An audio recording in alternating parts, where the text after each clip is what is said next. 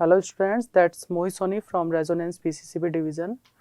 तो बच्चों, एक बार फिर से वेलकम है आपका अपनी ही क्लास में, जिसमें हम पढ़ रहे थे स्ट्रक्चर ऑफ एटम के बारे में। ठीक है, तो बच्चों लास्ट क्लास में हमने किसके बारे में डिस्कस कर लिया था? लाइक क्वांटम नंबर्स क्या थे हमारे, उनके बारे में हमने पूरा डिटेल से डिस्कस किया है। ठीक है, इलेक्ट्रॉनिक कॉन्फ़िगरेशन कैसे लिखते हैं एसपीडीएफ के बेसिस पर, या हम बोले कि भाई जो हमारे सब शेल्स हैं उनके बेसिस पर जो प्रिंसिपल्स थे, अबव प्रिंसिपल, हुंस रूल क्या था, ठीक है, पाउलीज एक्सक्लूजन प्रिंसिपल क्या था, इन सब बातों पर हमने लास्ट क्लास में डिस्कस कर लिया था। तो हमारी लास्ट क्लास को ही कंटिन्यू करते हैं, और आज की क्लास में हम देखते हैं। देखिए, लास्ट क्लास में हमने देखा था यहाँ पर ये इलेक्ट्रॉनिक कॉन्फ़िगरेशन लिखने सीखे थे। ठीक है, आज की क्लास में हमें क्या पढ़ना है बच्चों? आज की क्लास का टॉपिक है आपका valence shell and valence electrons. देखो बच्चों, क्या है आज की क्लास का टॉपिक हमारा? Valence shell and valence electron. तो पहले तो ये समझे हम, अब हमें इलेक्ट्रॉनिक कॉन्फ़िगरेशन भी लिखना आ गया है कि इलेक्ट्रॉनिक कॉन्फ़िगरेशन एसपीडीएफ के बेसिस पे हम कैसे लिखते हैं। ठीक है, और हमें ये भी पता है नंबर ऑफ शेल्स कितने होते हैं, शेल्स के अंदर सब शेल्स होते हैं, सब शेल्स के अंदर ऑर्बिटल्स कहाँ हैं, ऑर्बिटल्स के अंदर जो इलेक्ट्रॉन्स का अरेंजमेंट होता है वो सारा इलेक्ट्रॉनिक कॉन्फ़िगरेशन के बेसिस पर कैसा होता है, वो सारी चीज़ें हमें पता है, हमारे नॉलेज में। ठीक है, तो इसी बेस पे हमें ये देखो, यहाँ पर वैलेंस शेल का मतलब ये है बच्चों किसी भी एटम का, जैसे सपोज करो ये आपका एटम है, ये इसका न्यूक्लियस, ये इसका फर्स्ट शेल, ये इसका सेकंड शेल, और ये बच्चों ये इसका थर्ड शेल। ठीक है, तो वैलेंस शेल का मतलब ये है outermost shell. Outermost shell के अंदर जो भी इलेक्ट्रॉन्स, यानी आउटर मोस्ट शेल जो है किसी भी एटम का, आउटर मोस्ट शेल जो है बच्चों क्या कहलाएगा? Outermost shell. Outermost shell बच्चों क्या होगा? Valence shell. समझ रहे हो? एटम का जो ये तो आपका है न्यूक्लियस। ठीक है, न्यूक्लियस में कौन प्रेजेंट है बच्चों? Proton and neutron. Outermost shell जो है इसको हम नाम दे देते हैं, हमें पता है ना, K L M N and so on चलता है यहाँ पर। तो आउटर मोस्ट शेल जो है यहाँ पर, जैसे यहाँ पर मैंने बनाया है आउटर मोस्ट शेल कौन सा? एम वाला है। तो आउटर मोस्ट शेल जो है वही क्या है? वैलेंस शेल है। और वैलेंस शेल के अंदर जो इलेक्ट्रॉन्स प्रेजेंट होंगे बच्चों, वो कौन से होंगे आपके? Valence electrons. वो कौन से होंगे आपके? Valence electrons. समझ में आई ये बात? जैसे देखो एक एग्जांपल, मैंने बोला आपके पास सोडियम है। सोडियम कितने नंबर पे आता है? 11 नंबर पे। What is the atomic number of sodium? Atomic number of sodium is 11। ठीक है, इसका अगर इलेक्ट्रॉनिक कॉन्फ़िगरेशन लिखना चाहें बच्चों, एसपीडीएफ के बेसिस पे रख दीजिए। एसपीडीएफ के बेसिस पे क्या होगा? 1s2 2s2 2p6 3s1। या बोहर बरी स्कीम के अकॉर्डिंग लिखना चाहें तो देखो, फर्स्ट शेल के अंदर कितने इलेक्ट्रॉन? 2, इसके अंदर कितने? 8, इसके अंदर कितना? 1। कितना हुआ टोटल? 8 2 10, 10 और 1 कितना हुआ? 11। तो बच्चों यहाँ पर जो आउटर मोस्ट शेल है, जैसे मैं यहीं पर सोडियम की बात यहाँ करता हूँ, तो देखो यहाँ पर कितने इलेक्ट्रॉन है? 2 इलेक्ट्रॉन। ठीक है, नेक्स्ट वाले में कितने इलेक्ट्रॉन है बच्चों? यहाँ पर 8 इलेक्ट्रॉन। यहाँ कितना इलेक्ट्रॉन है? Only 1 electron. तो सोडियम के लिए वैलेंस शेल कौन सा हो गया बच्चों? वैलेंस शेल कौन सा हो गया? वैलेंस शेल कौन सा हो गया? KLM, यानी एम शेल इसका क्या है? वैलेंस शेल है। मैं पूछूं सोडियम के लिए वैलेंस इलेक्ट्रॉन कौन सा है? तो वैलेंस इलेक्ट्रॉन क्या है? 1। इतनी बात समझ में आई? चलो एक और एग्जांपल लेते हैं यहाँ पर।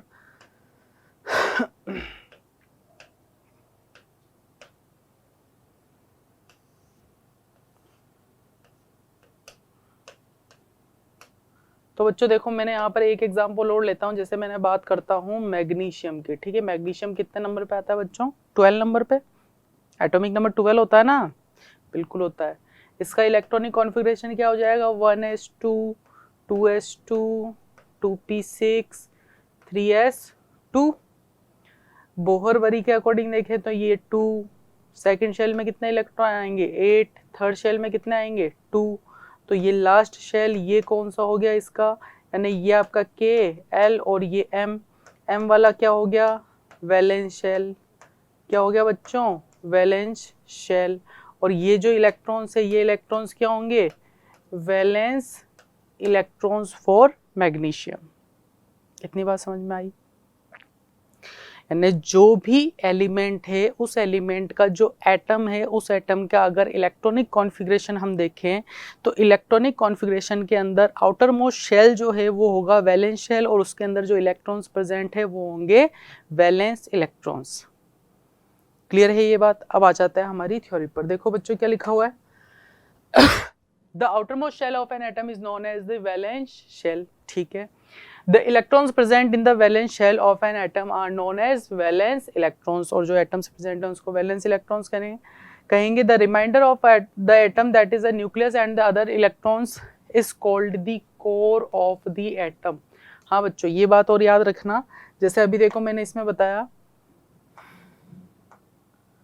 यहाँ पर जो वैलेंस इलेक्ट्रॉन वैलेंस शेल के अलावा ये जो अंदर वाले शेल है ना जिनमें इलेक्ट्रॉन्स है उनको हम क्या करेंगे, उनको कहेंगे उसकी कोर। देखो क्या कहेंगे, the remainder of the atom that is the nucleus, इसमें न्यूक्लियस भी है, and the other electrons is called the core of the atom.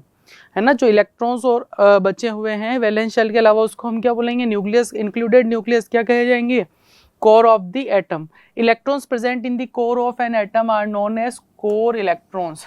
और कोर के अंदर जो इलेक्ट्रॉन्स प्रेजेंट होंगे बच्चों उन्हें क्या कहेंगे हम, कोर इलेक्ट्रॉन्स।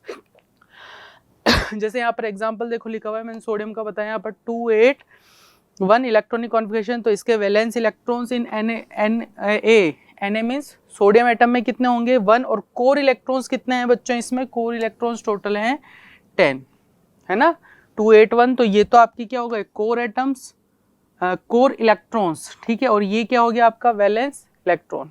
क्लियर है। नेक्स्ट देखिए, बात करते हैं सिग्निफिकेंस की, क्या कि वैलेंस इलेक्ट्रॉन्स जो है हमारे कहाँ इंपॉर्टेंस रखेंगे, उससे हमें क्या बेनिफिट मिलेगा। तो the valence electrons of an atom are responsible for the take part in chemical changes.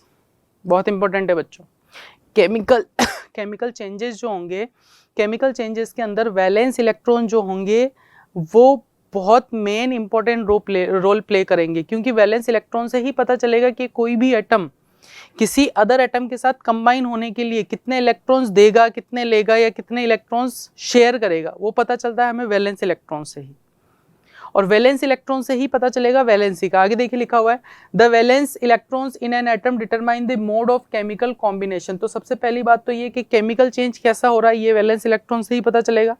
ठीक है, केमिकल कॉम्बिनेशन किस टाइप का हो रहा है वो भी पता चलेगा किससे, वैलेंस इलेक्ट्रॉन से। ठीक है, आगे देखिए, the valence electrons determine the combining capacity, the valence electrons determine the combining capacity or the valency of the atom। अभी मैंने आपको बताया कि वैलेंस इलेक्ट्रॉन से ही हमें एटम की वैलेंसी का पता चलता है। कैसे चलता है देखिए, the number of the electrons in an atom that actually take part in bond formation is known as the valency of the element। Valency का मतलब क्या है, या सीधा सा हम बोल सकते हैं किसी भी एलिमेंट की एटम की कंबाइनिंग कैपेसिटी, है ना, या वो कितने इलेक्ट्रॉन देकर किसी दूसरे एटम के साथ कंबाइन हो रहा है, या कितने इलेक्ट्रॉन लेकर किसी दूसरे एटम के साथ कंबाइन हो रहा है, या कितने इलेक्ट्रॉन्स शेयर करके एक दूसरे के साथ बॉन्ड बना रहा है, तो वही उसकी क्या कहलाती है, वैलेंसी कहलाती है। तो यही चीज लिखी हुई है बच्चों, देखो, the number of electrons in an atom that actually take part in bond formation. Bond का जब फॉर्मेशन होता है तो एक्चुअल में जितने नंबर ऑफ इलेक्ट्रॉन्स पार्टिसिपेट करते हैं is known as the valency of the element। in the carbon atom there are 4 valence electron। तो यहाँ पर देखो कार्बन का जो एटम है यहाँ पर कितने वैलेंस, अगर मैं इससे बोलूँ आपसे बोलूँ कि इनकी वैलेंस इलेक्ट्रॉन कितने हैं, 4 वैलेंस इलेक्ट्रॉन है। तो बच्चों इसका मतलब क्या हुआ, carbon atom is capable for forming 4 bonds, hence the valency of carbon is 4। तो कार्बन की वैलेंसी कितनी होगी, 4 होगी। ठीक है बच्चों, नेक्स्ट देखिए यहाँ पर तो सिंपल सी बात समझ में आई कि जो वैलेंस शेल है, वैलेंस शेल के अंदर जो वैलेंस इलेक्ट्रॉन है, वैलेंस इलेक्ट्रॉन डिटरमाइन करते हैं किसी भी एटम की वैलेंसी को। आ रही है बात समझ में।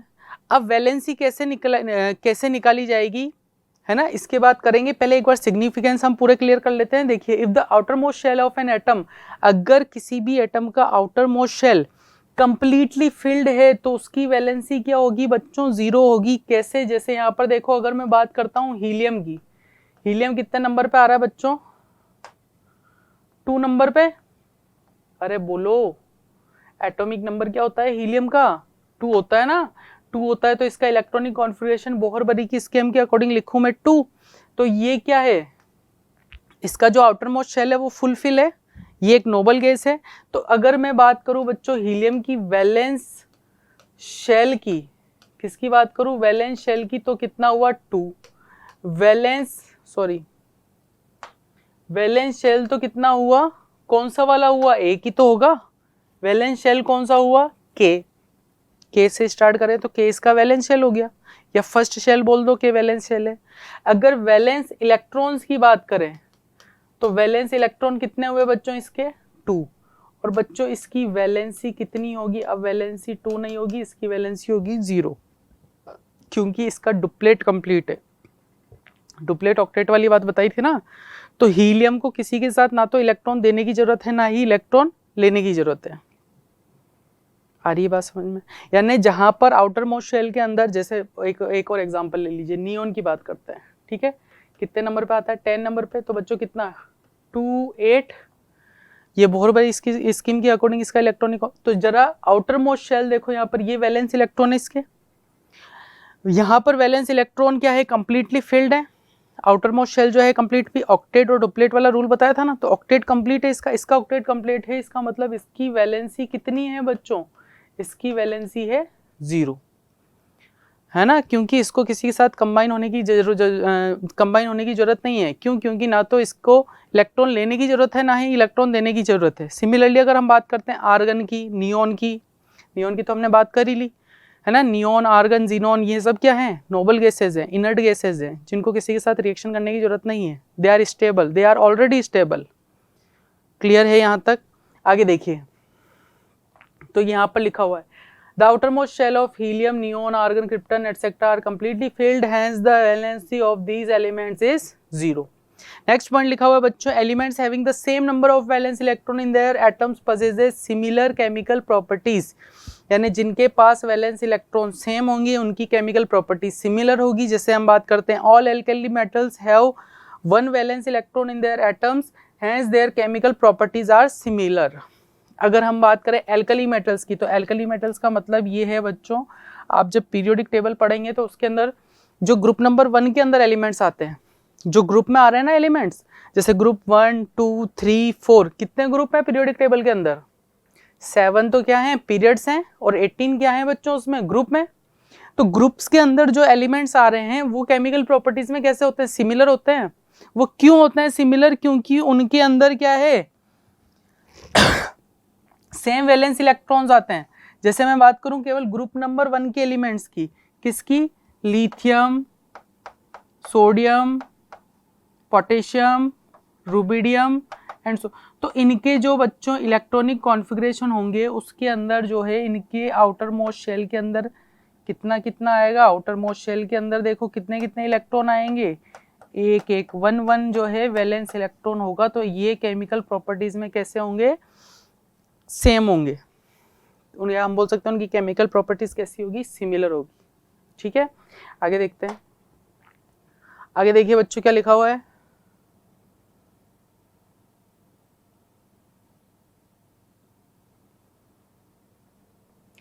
Elements having different number of valence electron in their atoms show different chemical properties. तो ये तो सिंपल सी बात है कि अगर उनके आउटर मोस्ट शेल के अंदर अलग अलग वैलेंस इलेक्ट्रॉन्स अलग हैं तो उनकी केमिकल प्रॉपर्टीज भी क्या होंगी, डिफरेंट होगी। जैसे यहाँ पर देखिए एग्जांपल लिखा हुआ, let us consider the electronic configuration of alkali metals and halogens. तो एल्कली मेटल का जैसे मैं एग्जांपल ले लेता हूँ सोडियम, ठीक है, alkali metal atoms have single valence electron, बिल्कुल इसका इलेक्ट्रॉनिक कॉन्फ़िगरेशन लिखते हैं 2 8 और 1, इसके पास क्या है single valence electron, whereas halogens atoms have 7 valence electron. Halogen ले लेता हूँ बच्चों, ये यहाँ पर ये यहाँ मैं ले लेता हूँ क्लोरीन, क्लोरीन कितने नंबर पर आता है बच्चों 17 पर, तो 2 8 और 7 इसका इलेक्ट्रॉनिक कॉन्फ़िगरेशन हो जाएगा।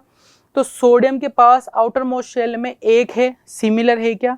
हेलोजन अगर बात करते हैं, हेलोजन जो होती हैं बच्चों ये होती है आपकी फ्लोरीन, क्लोरीन, ब्रोमीन और आयोडीन, ये याद रख सकते हो, फिल कल बाहर आई, एटी भी आता है आंटी, जिससे याद रखते हैं, इसको छोड़ो आप, ये वाली चीज याद रखो, फिल कल बाहर आई, ठीक है।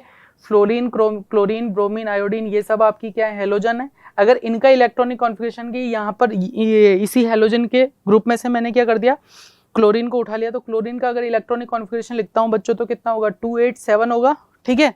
तो यहाँ पर इसका वैलेंस इलेक्ट्रॉन देखो, यहाँ पर वैलेंस इलेक्ट्रॉन देखो, दोनों सेम है क्या? नहीं है, सेम नहीं है, तो इसका मतलब इनकी केमिकल प्रॉपर्टीज क्या होंगी, are entirely different from those halogens. Clear है ये बात? The number of the valence shell in the atom of an element determine the periodic number of the element in the periodic table. Most important है बच्चों, the number of valence shell, valence shell का नंबर ही क्या determine करता है, the period number of the element in the periodic table. कि यहाँ पर पीरियोडिक टेबल के अंदर वो एलिमेंट कौन से पीरियड से बिलोंग कर रहा है, ये किससे पता चल जाता है हमें, उसके वैलेंस शेल के नंबर से। कैसे? जैसे यहाँ पर देखो एग्जांपल दे रखा है सोडियम का, उसी का एग्जांपल ले लेते हैं बच्चों।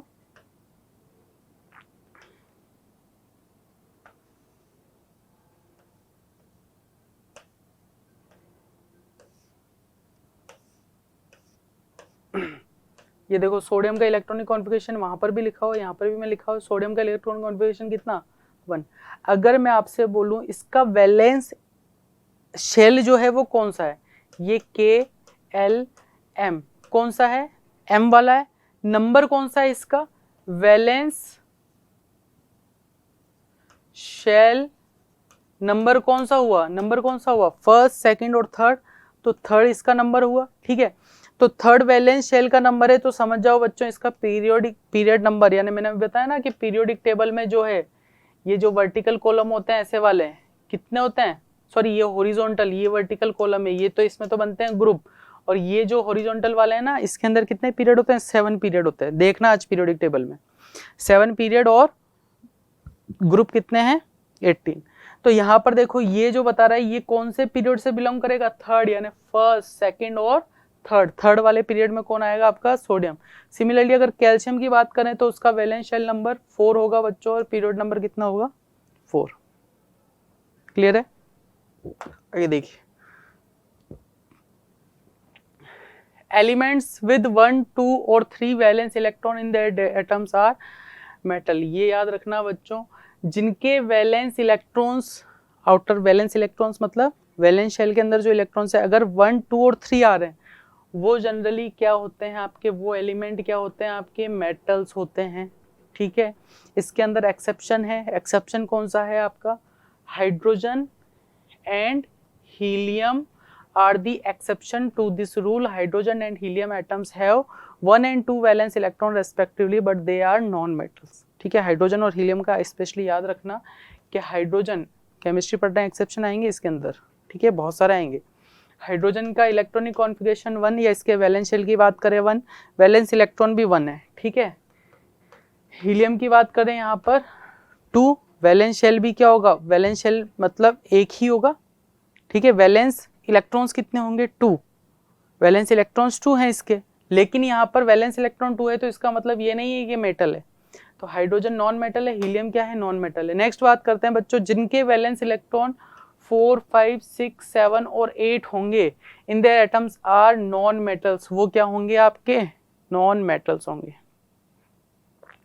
तो ये इलेक्ट्रॉनिक कॉन्फ़िगरेशन आपको पता है, इस बेसिस पे आप देख सकते हो कार्बन नॉन मेटल, ये नॉन मेटल, ये non metal. Whether the atom while combining with other atoms can form ionic or covalent bonds is determined by the number of valence electrons present in the atom. तो ये कहना, वही बात कहना चाह रहा है कि भाई जो आपका एटम है किसी के साथ कंबाइन होगा, इलेक्ट्रॉन्स देगा, इलेक्ट्रॉन्स लेगा, तो वहाँ पर केमिकल बॉन्ड बनेगा, और केमिकल बॉन्ड होगा जो, और बॉन्ड कौन सा होगा, या तो आयनिक बॉन्ड हो सकता है, कोवेलेंट बॉन्ड हो सकता है। वो किससे डिटरमाइन होगा, आपके वैलेंस इलेक्ट्रॉन से। कैसे होगा आगे देखिए, वैलेंसी। बच्चों बच्चे बहुत कंफ्यूज रहते हैं कि वैलेंसी वैलेंसी वैलेंसी करते रहते हैं, है ना बच्चे, क्या आप लोगों की बात कर रहा हूँ मैं, ठीक है।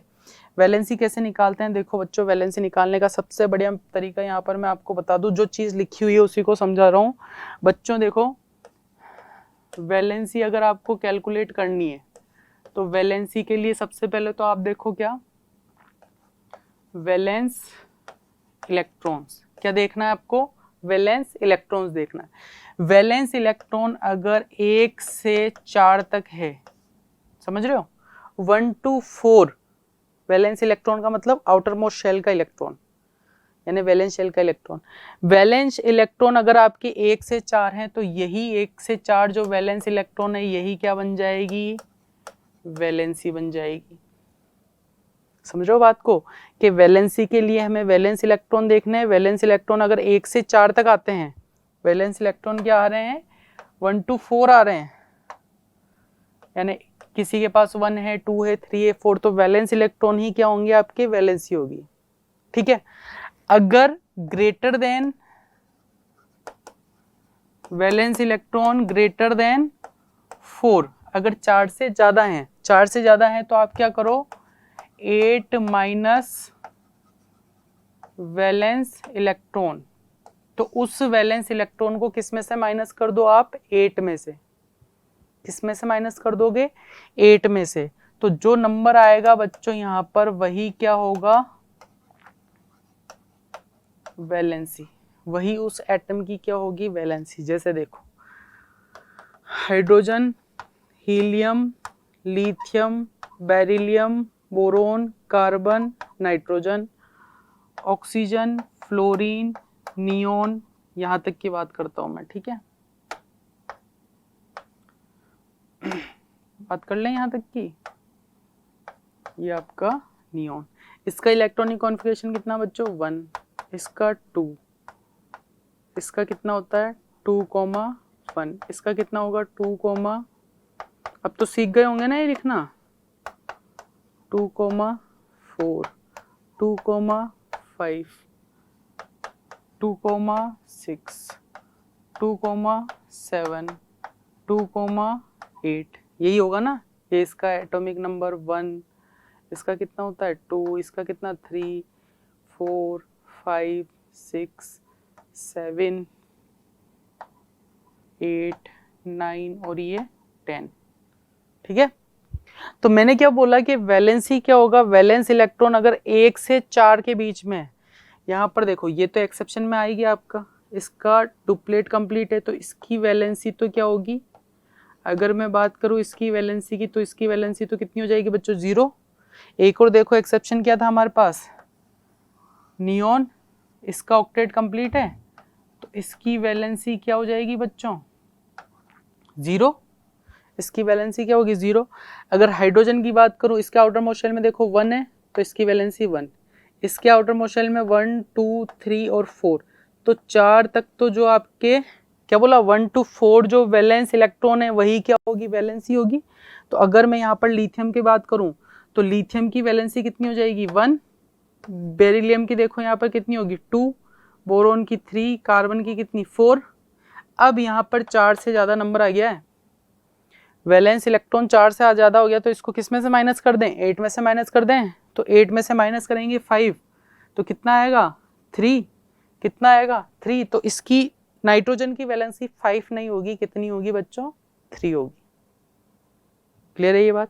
जरा इस पे आओ, ऑक्सीजन की बात बताओ।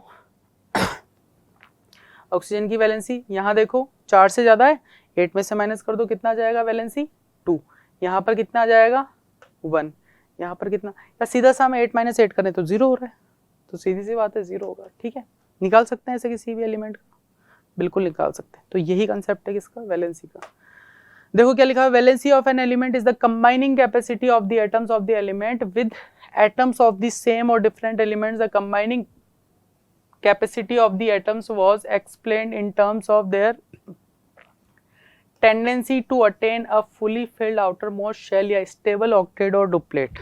तो क्या कहना चाह रहा है बच्चों ये कि कंबाइनिंग कैपेसिटी का मतलब क्या है कि कोई भी इलेक्ट्रॉन स्टेबल होने के लिए अपने आउटर मोस्ट शेल के अंदर या तो डुप्लेट कंप्लीट करना चाहेगा या ऑक्टेट कंप्लीट करना चाहेगा, तो उसी के अकॉर्डिंग उसकी क्या होगी, वैलेंसी होगी। The number of electrons gain, lost और contribute for sharing by an atom of the element gives us directly the combining capacity of valency of the element. तो किसी भी एलिमेंट की वैलेंसी हमें कैसे पता चलती है कि वो जो एलिमेंट है कितने इलेक्ट्रॉन दे रहा है, कितने इलेक्ट्रॉन ले रहा है या कितने इलेक्ट्रॉन्स को शेयर कर रहा है। अभी हमने देखा था ना कितने इलेक्ट्रॉन्स दे रहा था, कितने इलेक्ट्रॉन्स ले रहा था। सोडियम की बात करें तो 1 इलेक्ट्रॉन दे रहा है, तो उसकी वैलेंसी क्या हो गई 1। आगे देखिए, valency of an element is determined by the number of valence electron. किससे पता चलता है वो? वैलेंस इलेक्ट्रॉन से। इन an atom of the element the valency of an element number of valence electron if the number of valence electrons is 1 to 4। अभी मैंने बताया कि अगर 1 से 4 है तो वैलेंसी ऑफ एन एलिमेंट क्या होगा? Number of valence electrons. ठीक है, वैलेंसी ऑफ एन एलिमेंट अगर 4 से ज्यादा है तो 8 में से माइनस कर दीजिए number of valence electron if the valence electron is 5 to 8। Clear है ये सारी चीजें? ठीक है, आगे देखिए बच्चों, वैलेंसी समझ में आया। नेक्स्ट बच्चों टर्म है आपके पास आइसोटॉप्स। क्या है? आइसोटॉप्स। तो आइसोटॉप्स का मतलब ये होता है बच्चों, अगर आपके पास एलिमेंट है और उस एलिमेंट के अंदर, समझा मेरी बात, नेचर के अंदर जो एलिमेंट प्रेजेंट है उन एलिमेंट्स के आइसोटॉप्स मिलते हैं, है ना। मतलब लगभग 120 समथिंग जो है आइसोटॉप्स प्रेजेंट हैं, 110 120 के बीच में। तो आइसोटॉप्स एक्चुअल में क्या होते हैं बच्चों? एलिमेंट्स जो होते हैं उनके आइसोटॉप्स क्या होते हैं? आइसोटॉप्स होते हैं जिनका एटॉमिक नंबर तो क्या हो बच्चों? जिनके एटॉमिक नंबर तो क्या हो? सेम। और मास नंबर क्या हो बच्चों? या एटॉमिक मास बोलते हैं, ये क्या हो? डिफरेंट। समझ रहे हो इस चीज को? जिनका एटॉमिक नंबर तो सेम हो, मास नंबर डिफरेंट हो, उन्हें क्या कहा जाएगा? आइसोटॉप्स। और ये सारी चीजें हम पढ़ चुके हैं कि एटॉमिक नंबर क्या होता है, मास नंबर क्या होता है। एटॉमिक नंबर कोई एलिमेंट एक्स है, यहाँ पर जो नंबर लिखा हुआ है ना, यहाँ जो नंबर लिखते हैं बच्चों इसको हम क्या बोलते हैं? इसका एटॉमिक नंबर। और यहाँ जो लिखा हुआ है बच्चों इसको हम क्या बोलते हैं? इसका मास नंबर।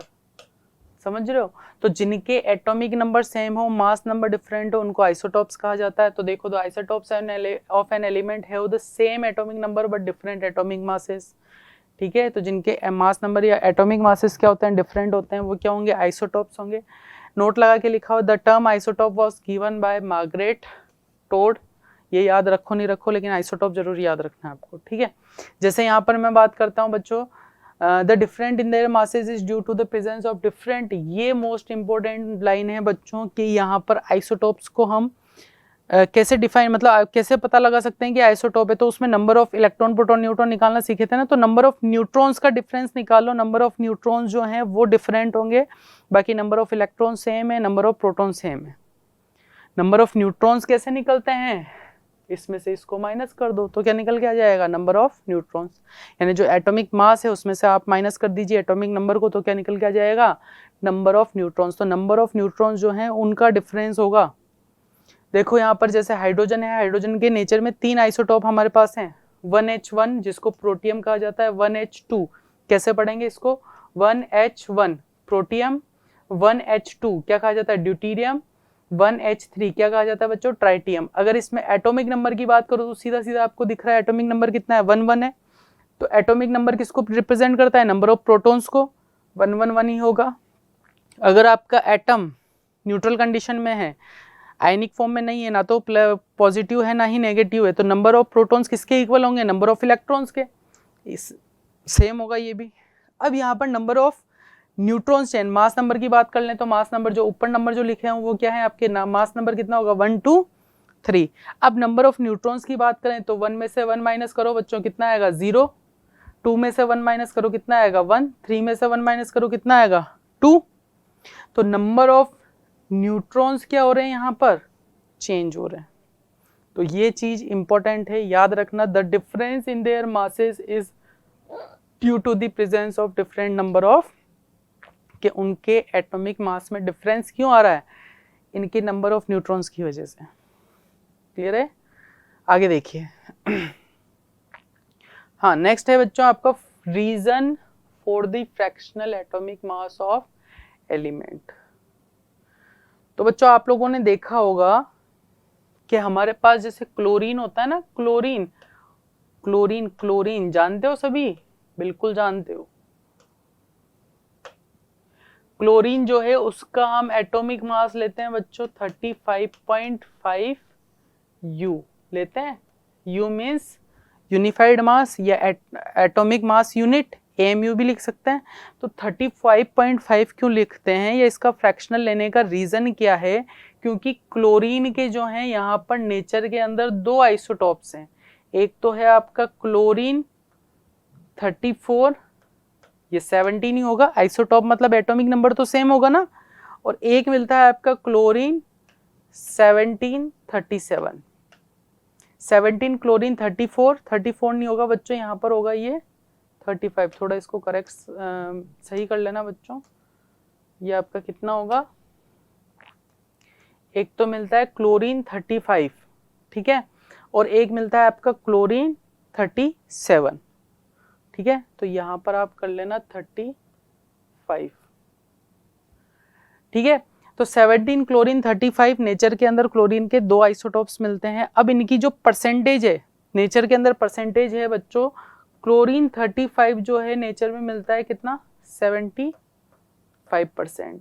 और ये मिलता है कितना बच्चा? 25%। समझना इस चीज को, मैं यहाँ पर लिख देता हूँ। ये जितनी भी डिटेल लिखी हुई है ना उसी को बता रहा हूँ। क्लोरीन जो है यहाँ पर अपने पास दो आइसोटॉपिक फॉर्म में मिलता है बच्चों। क्लोरीन एक तो आपका 35 और एक 37। ये कितना परसेंट है? 75% है, और ये कितना है? 25% है। तो इन दोनों को कैलकुलेट करके इसका एवरेज हमने एटॉमिक मास निकाल लिया। कैसे निकाल लिया बच्चों? यहाँ पर देखो समझने चाहिए। 35 वाला कितना परसेंट मिल रहा है हमें? 35 ऑफ 75%, यानी जो हमारे पास आइसोटॉप है वो कितना परसेंट है? 75%। तो उसी का हम यहाँ निकाल लें, परसेंटेज निकाल लेते हैं, ठीक है। इसमें ऐड कर दो। 37 वाला हमारे पास कितना परसेंट है? 25%। कितना परसेंट है? 25%। तो 37 ऑफ 25%। सोल्व करो जरा, इसको कैसे करेंगे? 35 इंटू 75 अपॉन 100, यही करेंगे। यहाँ करेंगे कि जरा कैसे करेंगे? 37 इंटू 25 अपॉन 100 करेंगे। अरे बोलो करेंगे। तो इसको जब सॉल्व करेंगे बच्चों तो हमारे पास आंसर आएगा 35.5। क्या आएगा? 35.5। यही चीज यहाँ पर की हुई है, देखो ये कैलकुलेशन की हुई है, ठीक है। तो सॉल्व किया तो कितना है? 35.5 यू। एटॉमिक मास अगर निकाल रहे हैं आप तो एटॉमिक मास यूनिट लगा दीजिए यहाँ पर यू या AMU। आई बात समझ में? तो इस मतलब ये फ्रैक्शनल का रीजन क्या है? इसी टाइप में अगर आपको कोई भी एलिमेंट दे दे और उसके आइसोटॉप हमें दे दे, समझ रहे हो इस चीज को?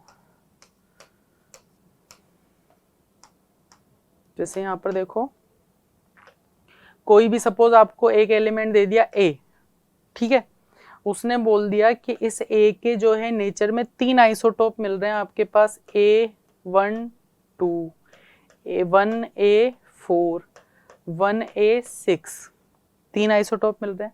परसेंटेज दे दी कि ये नेचर में कितना परसेंट है? ये है आपका कितना? 10%, ये है आपका 30%, और ये है आपका कितना?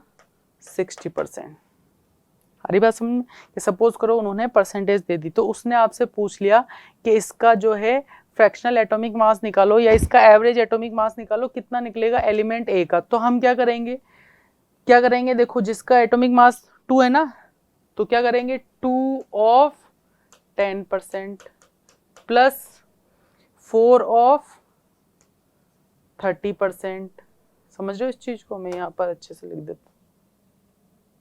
कैसे कैलकुलेट करेंगे बच्चों? आपको क्वेश्चन दिया है कि एक आइसोटॉप है, सॉरी एक एलिमेंट है जिसके 3 आइसोटॉप दे दिए और उनका नेचर के अंदर अबंडेंस दे दी है, परसेंटेज दे दिया कि नेचर के अंदर ये 10% या 30% और वो 60% है। तो कैसे निकालेंगे? 2 of 10% plus 4 of 30% plus 6 of 60%।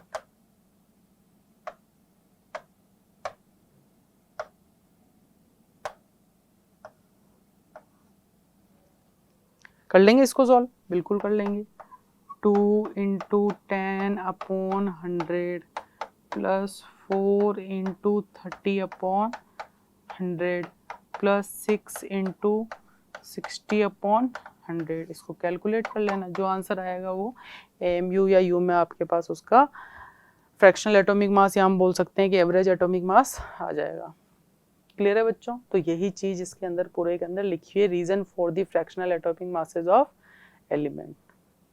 चले आगे, नेक्स्ट देखिए application of radio active elements. तो बच्चों यहाँ पर रेडियो एक्टिव एलिमेंट्स की ये जो डिटेल लिखी हुई है इसको मैं एज ए समरी बता देता हूँ, इसको आप नोट डाउन कर लीजिएगा कि आपके जो आइसोटॉप्स हैं, जो रेडियो एक्टिव एलिमेंट्स होते हैं, उन रेडियो एक्टिव एलिमेंट्स के भी आइसोटॉप्स मिलते हैं जिनका यूज़ अलग अलग फील्ड में अलग अलग टाइप से किया जाता है।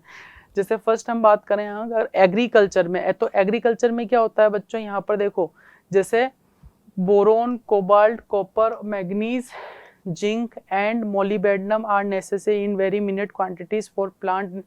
तो प्लांट न्यूट्रिशंस के लिए ये सारी चीज़ें इंपॉर्टेंट है।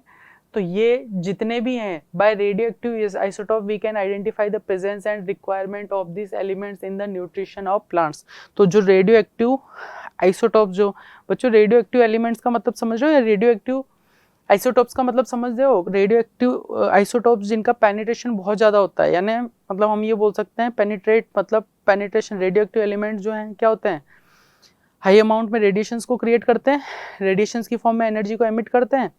तो वही काम जो है सिमिलर कौन से होंगे, उनके आइसोटॉप्स भी करेंगे। तो न्यूट्रिशंस जो ये एलिमेंट्स हैं आपके, जैसे boron, cobalt, copper, manganese, zinc, ये सारे क्या हैं प्लांट्स के लिए, उनके न्यूट्रिशंस के लिए नेसेसरी। तो वो प्रेजेंट है या नहीं है, ये हम किससे पता लगा सकते हैं, रेडियो एक्टिव आइसोटॉप से। ठीक है, अगर इंडस्ट्रीज में देखें तो बच्चों इंडस्ट्रीज के अंदर भी जो रेडियो एक्टिव एलिमेंट्स है या उनके आइसोटॉप्स है, उनका यूज़ जैसे कहीं पर भी किसी कंपनी के अंदर किसी मोटर पार्ट्स की या रेलवे पार्ट्स की या कंपनी से रिलेटेड जो भी मैन्युफैक्चरिंग हो रही है, उसमें इंटरनली कोई क्रैकिंग है, सपोज करो कोई कंपनी मेरा ये पेन ही बना रही है, ठीक है, इस पेन के इंटरनली कोई क्रैकिंग है, ये ऊपर से तो मेरे को बिल्कुल सही दिख रहा है, लेकिन इसको अगर मैं क्या करूं रेडियो एक्टिव एलिमेंट का कोई आइसोटॉप है उसकी प्रेजेंस में रख दूं, जैसे सपोज करो यहाँ पर आपका रेडियो एक्टिव एलिमेंट रखा हुआ है, उससे यहाँ पर रेज निकल रही है, रेडियो एक्टिव रेज निकल रही है, वो इस पर स्ट्राइक करेगी, पेनिट्रेट करेगी, इसमें से निकल के जाएगी, तो वहाँ पर जो है इसमें इंटरनली क्रैक जो है पता चल जाएगा, किसकी हेल्प से, रेडियो एक्टिव आइसोटॉप्स की या उसके रेडियो एक्टिव एलिमेंट्स की हेल्प से। ठीक है, तो यही लिखा हुआ, isotopes are used for coating on the arm of clock to see in dark to identify the crack in metal casting, यानी उसके ऊपर कोटिंग कर देते। मेडिकल, अगर मेडिसिन में अगर हम बात करें तो thyroid, bone disease, brain tumours and cancers are control और destroyed in with the help of radio active isotopes. तो बच्चों याद रखिएगा, ये रेडियो एक्टिव आइसोटॉप्स है। कौन कौन से आइसोटॉप्स है, जैसे सोडियम की, आयोडीन, फास्फोरस की बात करें तो ये सारे हमारे जो हैं मेडिकल पर्पस से बहुत यूजफुल हैं। और इसी तरह नोट में लिखा हुआ है लाइक यूरेनियम 238 आइसोटॉप्स, है ना, यूरेनियम का आइसोटॉप है ये 238, यूरेनियम रेडियो एक्टिव एलिमेंट होता है। तो isotope like uranium are used in nuclear reactor to produce energy and power. Nuclear reactors जो होते हैं बच्चों, न्यूक्लियर पावर प्लांट जो होता है, न्यूक्लियर पावर प्लांट के अंदर क्या होता है, न्यूक्लियर एनर्जी के थ्रू जो है इलेक्ट्रिसिटी प्रोड्यूस होती है। तो वहाँ पर न्यूक्लियर रिएक्टर्स, जैसे हम मतलब कोटा की अगर मैं बात करूँ, कोटा के अंदर थर्मल पावर प्लांट है, थर्मल पावर प्लांट के अंदर क्या होता है, बॉयलर्स वगैरह होते हैं, वहाँ पर जो पानी को स्टीम करने के लिए थर्मल एनर्जी काम में, थर्मल एनर्जी मीन्स मतलब हीट करके पानी जो है उसको बॉयल किया जाता है, बॉयल करके स्टीम जनरेट की जाती है। स्टीम जो है हाई प्रेशर जो है टरबाइंस वगैरह पर स्ट्राइक करती है, यानी पानी नहीं बना रहा है, पानी से जो है क्या हो रही है, स्टीम जनरेट हो रही है। स्टीम क्या हो रही है, हाईली प्रेशराइज्ड होकर क्या होती है, पाइप से फ्लो होती है, फ्लो होके क्या होती है, नोजल वगैरह से आउट होके बच्चों वो टरबाइंस वगैरह पे स्ट्राइक करती हैं। तो टरबाइंस क्या होते हैं, हाई काइनेटिक एनर्जी से क्या होना, मतलब राउंड अप करना चालू करते हैं, उससे कनेक्ट होता है जनरेटर, तो जनरेटर से प्रोड्यूस होती है इलेक्ट्रिसिटी। तो ये एक सारा प्रोसेस होता है थर्मल पावर। तो यहाँ पर अगर हम बात करें, ये थर्मल पावर प्लांट के अंदर जो है एनर्जी जो प्रोड्यूस हो रही है वो किससे हो रही है, कोल यानी कोयला हम काम में ले रहे हैं, उससे पानी गर्म कर रहे हैं, पानी की स्टीम बन रही है, ठीक है। तो स्टीम जो जनरेट हो रही है वो स्टीम जा रही है किस पर, टरबाइंस पर, टरबाइंस घुमा रहा है जनरेटर को, ठीक है, वो सारा। तो वहां पर जो है थर्मल एनर्जी क्रिएट हो रही है जब कोल बर्न कर रहे हैं। यहाँ पर वही कंसेप्ट काम में लिया जाता है न्यूक्लियर पावर प्लांट्स में, लेकिन यहाँ पर होती है न्यूक्लियर रिएक्शंस। आ रही है बात? और वहां पर बॉयलर्स की जगह हम काम में लेते हैं बच्चों न्यूक्लियर रिएक्टर्स। न्यूक्लियर रिएक्टर्स के अंदर बंडल्स होते हैं, पैकेट्स होते हैं, जिनकी क्या होती है वहां पर न्यूक्लियर फ्यूजन जो है रिएक्शन होती है, जो वहीं पर ये बता रहा है कि ये आपका यूरेनियम जो है यूज होता है न्यूक्लियर रिएक्टर में to produce energy and power. तो यहाँ पर कोयले की हेल्प से, थर्मल पावर प्लांट में हम क्या कर रहे हैं, कोयले की हेल्प से क्या कर रहे हैं, एनर्जी और पावर प्रोड्यूस कर रहे हैं। बल्कि वहां पर न्यूक्लियर पावर प्लांट्स में क्या होता है, न्यूक्लियर रिएक्टर की हेल्प से क्या होता है, एनर्जी और पावर प्रोड्यूस होती है। क्लियर है बच्चों? आगे देखिए, नेक्स्ट बात करते हैं बच्चों आइसोबार। अब आइसोटॉप्स तो हमने देखे, आइसोटॉप्स क्या थे, अब आइसोबार्स क्या होंगे, तो उसी का अपोजिट कर दीजिए। आइसो बार्स का मतलब जो ऊपर लिखी हुई है, बार मतलब ऊपर लिखी जो वैल्यू है वो तो क्या होगी, ये इसका मतलब हम क्या बोले, एटॉमिक मास या मास नंबर। यहाँ पर देखो, रुको मैं ऐसे लिख देता हूँ, वहां पर एटॉमिक नंबर लिया था ना पहले, यहाँ पर एटॉमिक नंबर लीजिए। एटॉमिक नंबर तो क्या होगा, वहां पर एटॉमिक नंबर क्या था, सेम। यहाँ एटॉमिक नंबर क्या होगा बच्चों, डिफरेंट। और यहाँ मास नंबर क्या होगा, वहां पर मास नंबर डिफरेंट था, यहाँ मास नंबर क्या होगा बच्चों, सेम। आगे बात है ना, उसी का अपोजिट कर दिया हमने। The atoms of different elements with different atomic numbers which have same mass numbers are called isobars. उनको क्या कहेंगे हम, आइसोबार्स। जैसे यहाँ पर एग्जांपल दे रखा है आपके, देखो बच्चों 6C14 और 7C14, ये दोनों एक दूसरे, ये दोनों क्या हैं, आइसोबार्स हैं एक दूसरे के, कार्बन 14 और नाइट्रोजन 14। तो यहाँ पर देखो ये और ये 14 आ रहा है, एटॉमिक नंबर डिफरेंट है, 14 आ रहा है, यानी इसका मास नंबर क्या है, सेम है। सिमिलरली अगर मैं बात करूं बच्चों आर्गन की और कैल्शियम की, तो आर्गन और कैल्शियम में क्या है, 18 इसका, 18 क्या है एटॉमिक नंबर, 20 क्या है इसका एटॉमिक नंबर। सिमिलरली आर्गन यहाँ पर ये इसका 40 और ये इसका 40 है, इसका ये क्या है, मास नंबर है, सेम है। तो ये दोनों एक दूसरे के क्या हैं, आइसोबार्स हैं। और यहाँ पर टेबल में आर्गन और कैल्शियम के बारे में बता रखा है, जिसका एटॉमिक नंबर आप क्या कर रहे हो, लिख सकते हो। Atomic number, mass number, number of electron, proton, neutron निकालना सिखाया, इलेक्ट्रॉनिक कॉन्फ़िगरेशन कैसे लिखते हैं ये भी मैंने आपको सिखाया। तो याद रखना आर्गन और कैल्शियम ये भी एक दूसरे के क्या हैं, आइसोबार्स हैं। क्लियर है बच्चों? नेक्स्ट देखिए,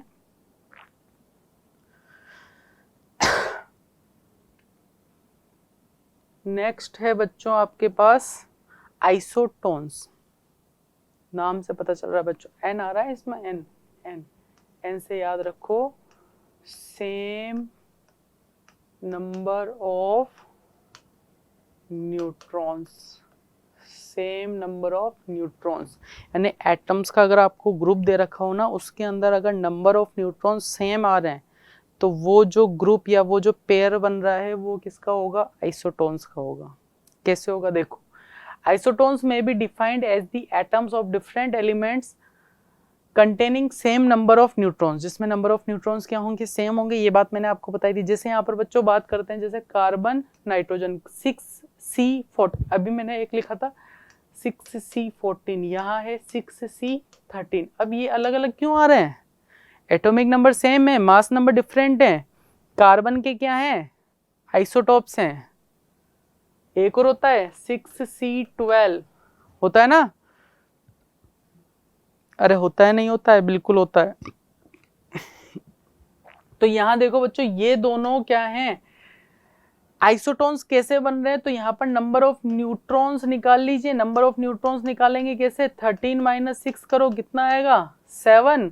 ये किसके नंबर ऑफ न्यूट्रॉन निकले हैं, कार्बन के। सिमिलरली नाइट्रोजन के नंबर ऑफ न्यूट्रॉन्स निकालो, 14 - 7 करो, कितना आएगा, सेम आ रहा है, सेम आ रहा है। इसका मतलब क्या है, ये आइसोटोन्स हैं।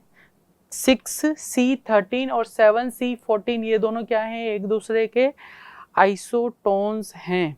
सिमिलरली अगर बात करें इस वाले पेयर की, यहाँ पर देखो जरा, इसमें आप कैलकुलेट करो कितने आएंगे, तो लिखा हुआ है, कैलकुलेट खुद करना कितने आते हैं। तो यहाँ पर देखो ऑल 3 कंटेन 16 न्यूट्रॉन्स, जिनके अंदर क्या होंगे, तीनों के अंदर पेयर बना हुआ है ये, तो इनके जो नंबर ऑफ न्यूट्रॉन्स है, सीधी सी बात है, आपको ऑप्शन दिए जाएंगे, ऑप्शन के अंदर आपको नंबर ऑफ न्यूट्रॉन्स निकाल लेने। नंबर ऑफ न्यूट्रॉन्स अगर सिमिलर आ रहे हैं तो इसका मतलब समझ जाओ वो क्या हैं, आपके क्या हैं, आइसोटोन्स हैं।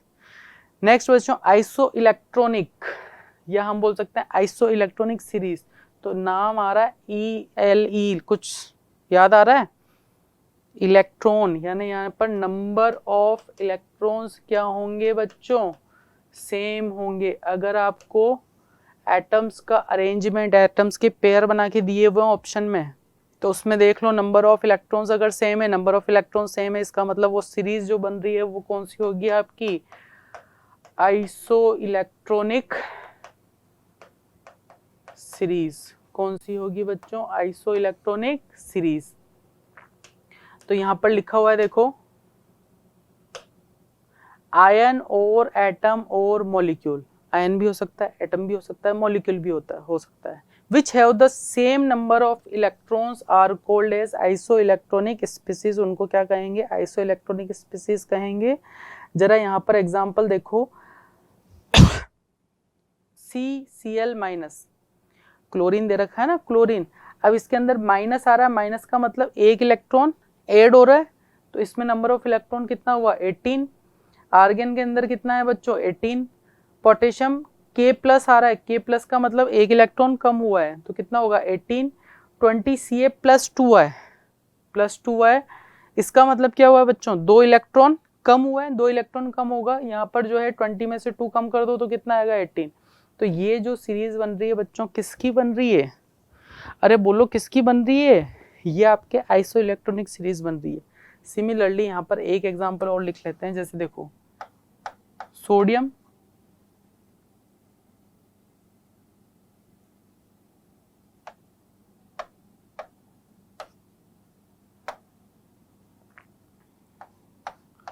सोडियम, मैग्नीशियम,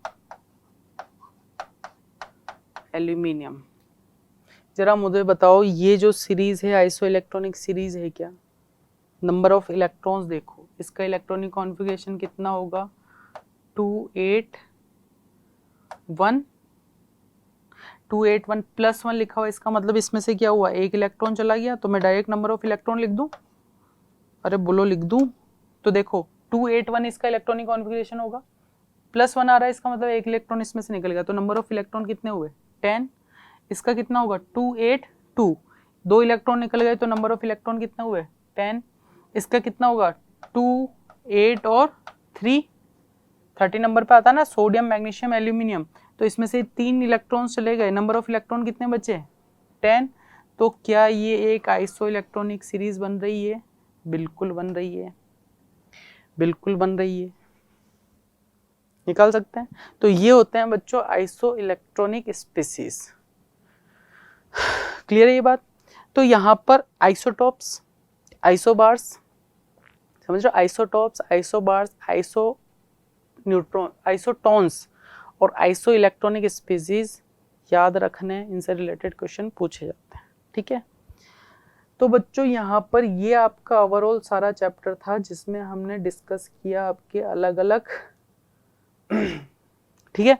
तो इस चैप्टर के अंदर हमने आज अपना ये चैप्टर फिनिश कर लिया बच्चों। तो इस चैप्टर के अंदर कहानी कहाँ से स्टार्ट हुई थी पता है ना, cathode, anode, anode rays, cathode rays, discovery of electron, proton, neutron, अलग अलग स्ट्रक्चर क्या दिए गए थे एटम के, थॉमसन का क्या था, रदरफोर्ड का क्या था, बोहर्स एटम के, बोहर्स एटॉमिक मॉडल के पोस्टुलेट्स क्या थे, एनर्जी, रेडियस, एनर्जी वगैरह, रेडियस वगैरह, वेलोसिटी हमने अलग अलग शेल की कैसे निकाली थी, ठीक है। इलेक्ट्रॉनिक कॉन्फ़िगरेशन कैसे लिखते हैं, अरेंजमेंट कैसे होता है, क्वांटम नंबर्स क्या होते हैं, SPDF वगैरह क्या, वो सारी चीज़ें हमने पढ़ ली है। जिन्होंने नहीं पढ़ी है वो पिछले वाले जो है लेक्चर्स उनको वापस देखिएगा, अच्छे से सारा बता रखा है, ठीक है स्टूडेंट्स। तो ये हमारा चैप्टर यहाँ पर फिनिश है। Thank you students and have a nice day, bye bye.